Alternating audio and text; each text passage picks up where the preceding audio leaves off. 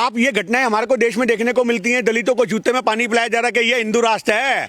मैं ये कहना चाहता हूं, जिस देश में दलितों को जूते में पानी पिलाया जा रहा है, आप उसको हिंदू राष्ट्र कहोगे? मटके से अगर एक बच्चे ने पानी पी लिया तो पंडित ने मटका उठा के उसकी मां के सर पे मार दिया, क्या ये हिंदू राष्ट्र है? देखिए, हिंदू राष्ट्र बनाने का मतलब है आरक्षण को खत्म करना। आप इस बात को समझो। आप हिंदू राष्ट्र की आप हिंदू राष्ट्र की परिभाषा से उनकी परिचित नहीं है। मैं आपको पहले परिचित कर दूं, पत्रकार महोदय साहब।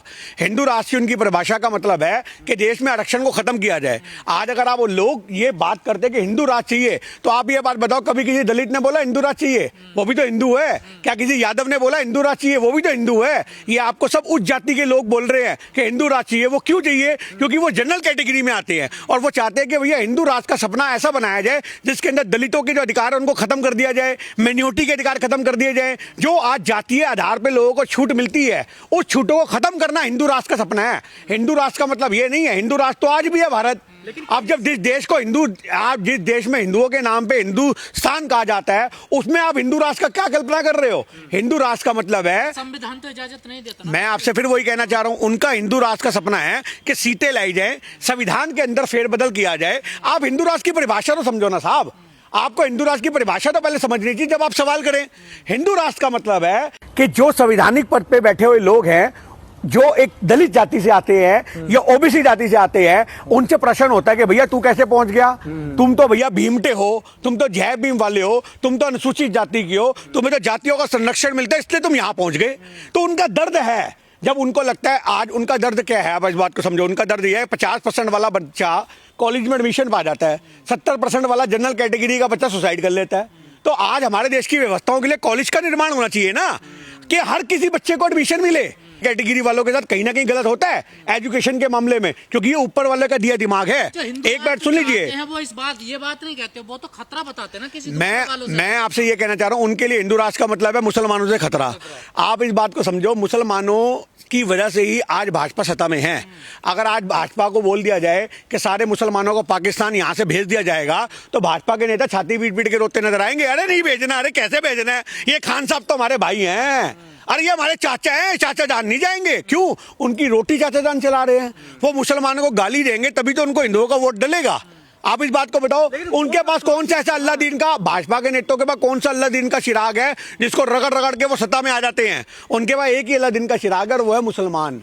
आप समझो, वो मुसलमानों को बदनाम करना, मुसलमानों को टॉर्चर करना, मुसलमानों की जो आवाज है उनको दबाना, हिंदू मुसलमान के मुद्दे उठाना, तभी उनको वोट डलता है। साधु संत भी तो कह रहे हैं ना हिंदू राष्ट्र की जो मांग कर रहे हैं। हाँ, साधु संत भी तो बीजेपी के कई सारे बन के बैठे हुए हैं।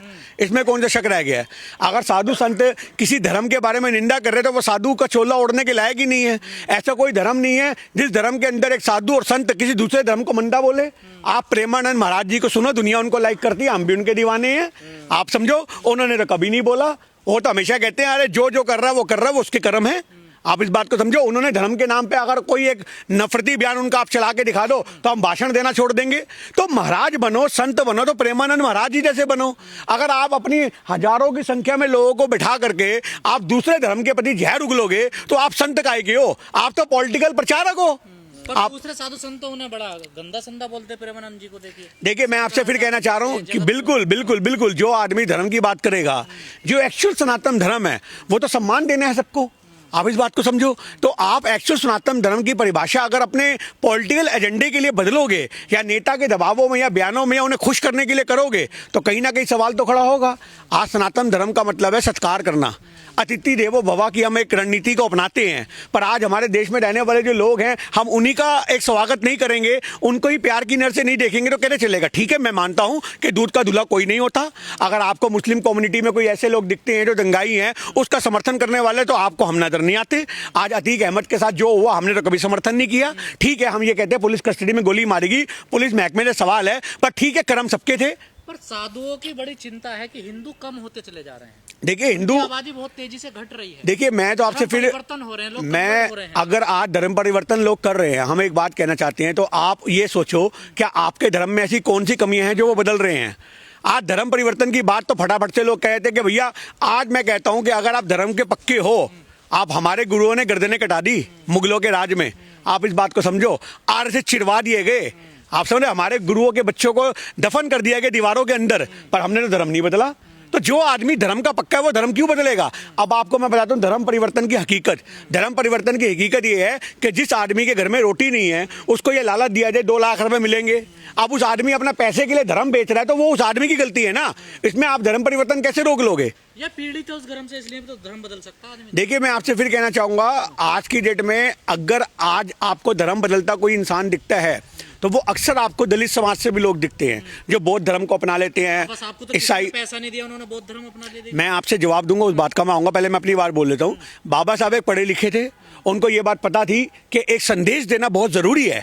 बाबा साहब ने ये संदेश दिया था कि अगर आपको आपके अधिकार, आपको आपके धार्मिक अधिकारों से वंचित किया जा रहा है तो आपके पास एक ऑप्शन होना चाहिए। आज बाबा साहब ने जो एक तरीका अपनाया था उसके बाद कितने सारे दलित समाज के लोगों ने बौद्ध धर्म को अपनाया, कितने सारे ईसाई बन गए। तो अगर आप चाहते हो तो आप उन्हें प्रॉपर सम्मान दो ना। आप ये घटनाएं हमारे को देश में देखने को मिलती हैं, दलितों को जूते में पानी पिलाया जा रहा है कि ये हिंदू राष्ट्र है।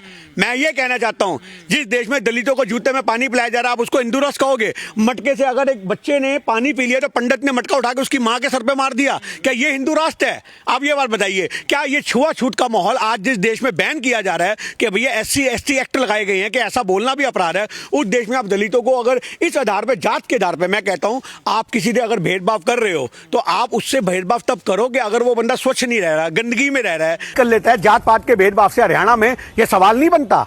एक जज पे जूता फेंका जाता है, क्या ये सवाल नहीं बनता? आप कहते हैं आरएसएस आगे बढ़ रहा है, अरे आगे किस सेंस में बढ़ रहा है? आपकी नजर में आरएसएस अगर आगे बढ़ रहा है तो हमारी नजर में वो नफरत के हिसाब से आगे बढ़ रहा है। वो नफरत के एक ऐसे ऐसे परचंग लहरा रहा है जिसकी उम्मीद हम अपने देश में आज कर भी नहीं सकते। एक तरफ उनको बैन करने की चर्चा पूरे देश भर में हो रही है तो वही दूसरी तरफ उनका 100 साल का जश्न मन रहा है। देखिए सबसे बड़ी बात यह है कि 100 साल का जश्न बन रहा है नहीं बन रहा वो बात अलग है। बैन करने की बात है तो 1948 में बैन कर दिया गया था। सरदार पटेल जी की आज जो इतनी बड़ी बड़ी बीजेपी के लोग, आरएसएस के लोग जो इतनी बड़ी बड़ी बात करते हैं, पटेल साहब की मूर्ति बनाई गई, आप इस बात को समझो, उन्होंने बैन कर दिया था। गांधी जी की हत्या के बाद आरएसएस के ऊपर बैन लगाया गया था। उसके बाद कुछ शर्तों के बाद इनको खोला गया था कि आप ऐसा नहीं करेंगे, आप हिंदू मुसलमान नहीं करेंगे, ये नहीं करेंगे, वो नहीं करेंगे। तो जिस इंसान ने इनको बैन किया था आज वही नहीं है धरती पे, तो उसके बाद तो इनका खुल जाना और दोबारा माहौल खराब करना वो वाजिब है। अब कोई दोबारा सरदार पटेल तो आएगा नहीं बैन करने वाला। आज लोग अपने मन की बात करते हैं। राष्ट्र का जो सपना वो देख रहे हैं उसकी तरफ तो अग्रसर है ना। देखिए सबसे बड़ी बात है, जिस देश की आबादी 80% हिंदू हो, उस देश के अंदर संविधान में अगर कहा जाए, आज बाबा साहब का संविधान है उसके अंदर भारत शब्द सुशोभित है, और उसके बावजूद आप देश का हर दूसरे आदमी से पूछोगे तो वो हिंदुस्तान हिंदुस्तान करेगा। आप इस बात को समझो। आज हिंदुस्तान पेट्रोलियम, आप समझो भारत पेट्रोलियम जो हो या ना हो, हिंदुस्तान पेट्रोलियम। तो ये जब चीजें हमारे देश के अंदर विराजमान है, 80% जिस देश की आबादी हिंदुओं की है, हर एक मोहल्ले के अंदर आपको एक संत और एक बाबा नजर आ जाएगा, चमत्कारी बाबा हर दूसरी गली में नजर आएगा। तो ऐसे देश के अंदर भी आप अगर ये कहोगे कि भैया हमें संवैधानिक तौर पे हिंदू राष्ट्र चाहिए, तो ये अपने आप में एक व्यंग्य है, एक व्यंग्यात्मक टिप्पणी है। आप अपने ही लोगों का मजाक बना रहे हो। आज इस देश की हर दूसरा आदमी, मैं कह रहा हूं आज ये इंटरव्यू लेने के लिए 5-7 आदमी खड़े हैं, इन 5-7 आदमियों के अंदर ही 4 से 5 तो हिंदू ही होंगे। तो जब हर दूसरा आदमी आपको गली के अंदर हिंदू नजर आ रहा है, फिर भी आपको हिंदू राष्ट्र चाहिए? कैसा हिंदू राष्ट्र चाहिए? खतरा है हिंदुओं को। देखिए मैं आपसे फिर कहना चाह रहा हूं कि अगर आप ये कह रहे हो खतरा है, तो जातियों में विभाजित हिंदुओं को खतरा हो सकता है। जो देश के संगठित हिंदू हैं उनको खतरा नहीं है। आज खतरा आप ये कहो, दलितों को खतरा आज ब्राह्मणों से हो रहा है। आज कई जगह हमने ऐसा माहौल देखा, कई जगह ब्राह्मण जो है उनको कोई दूसरी जाति की ओर दबाने वाले हैं। मतलब इन शॉर्ट में भारत के अंदर जातीय जो संघर्ष है वह हर जाति दूसरी जाति के ऊपर कहीं ना कहीं भारी पड़ती है। अगर दलित कहता है कि भैया मुझे ब्राह्मणों से डर है, तो आज हमें ऐसा भी देखने को मिलता है जहां पे दलितों की संख्या ज्यादा होगी, अगर ब्राह्मण कमजोर पड़ जाएगा तो उसको लगेगा भैया मैं यहाँ पे डर का माहौल में रह रहा हूं। तो आप इस बात को समझिए, हिंदू राष्ट्र बनेगा गिनी जी, सबको एक सम्मान के तौर पर देखा जाएगा। मामला काफी बढ़ रहा है। राहुल गांधी का पीसी आपने भी देखा होगा। अभी तो कहीं ना कहीं विश्वास उठ गया है लोगों का चुनाव आयोग से। इसको कैसे देख रहे हैं? अब तो देखिए गणेश कुमार जी से हमारा एक ही सवाल है, भैया आप इस्तीफा कब दोगे? इतनी किरकिरी कराने के बाद भी आप अपनी गद्दी पे चिपक करके बैठे हो। ऐसी भी क्या गुलामी करनी साहब, ऐसी भी क्या गुलामी करनी? तो गणेश कुमार, इतिहास में पहली बार ऐसी इतनी गंभीर जो है आरोप लगा है, उसके बावजूद भी चुप। ये आरोप नहीं है जी, आरोपों का जवाब दे रहे। देखिए मैं आपसे फिर कहना चाह रहा हूँ, ये आरोप नहीं है, सिद्ध करके दिखाया है। आज जिस देश के अंदर पहलगाम हमले हुए, जिस देश के अंदर पुलवामा हमले हुए, आज बड़ी बड़ी एजेंसियां ये पता नहीं लगा पाई कि ये हमले आज तक कैसे हुए हैं और उन हमलों को पहले होने से पहले रोक नहीं पाई। उस देश के अंदर राहुल गांधी, जिन्होंने, मैं कह रहा हूं, बड़े बड़े पत्रकारों का जो काम था ना, आज वो काम तो राहुल जी ने करके दिखा दिया। मैं कह रहा हूं पूरे देश को शाबाशी देनी चाहिए, तालियां बजानी चाहिए। भाई इतनी डीप सर्वे करना आसान समझ रहे हो? मैं आपको बोलता हूं, आप पत्रकार महोदय हो, आप इतने डीप सर्वे करके दिखाओ, तब बात की जाएगी। गुमराह, इसको सर्वे नहीं, इसको गुमराह करना कहते हैं। देखिए, अगर आपकी नजर में गुमराह, अगर आपकी नजर में गुमराह करना है तो आपकी पत्रकारिता के ऊपर 100 लानते। आप इस बात को समझो, अगर आप भी आज भाजपा की जवान बोलोगे तो आपके ऊपर भी सवाल खड़ा होगा। आपको तो साथ देना चाहिए कि राहुल जी ने तो वो पोस्टमार्टम कर दिया जो हमारे देश की सत्ता के अंदर बैठे हुए लोगों को करना चाहिए था। इलेक्शन कमीशन को आईना दिखाने का काम करे।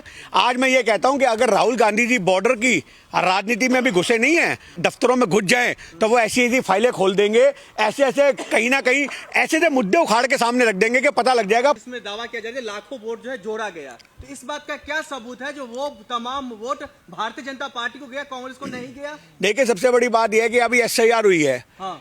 आपको मैं उसका बड़ा अच्छा एग्जांपल देता हूं। अगर एक मोहल्ले के अंदर 400 बूथ के ऊपर, एक बूथ होता है ना, आप समझना, इस बूथ में अगर 400 वोट हैं तो उसका पिछला आंकड़ा आपको बताएगा इस बूथ में कितने लोगों ने किसको चुना। क्यों नहीं होता? अगर आप कैंडिडेट हो भाजपा के और आपको उस बूथ से सिर्फ 100 वोट पड़े हैं और मैं प्रत्याशी हूं कांग्रेस का और मेरे को उस बूथ से 300 वोट पड़े हैं, तो आपको तो नजर आ रहा है कि भाई गिन्नी को यहाँ पे 300 वोट पड़े, मुझे 100 वोट पड़े हैं, इसका मतलब इस बूथ पे मैं हारा हूं, तो काटो यहाँ से वोट।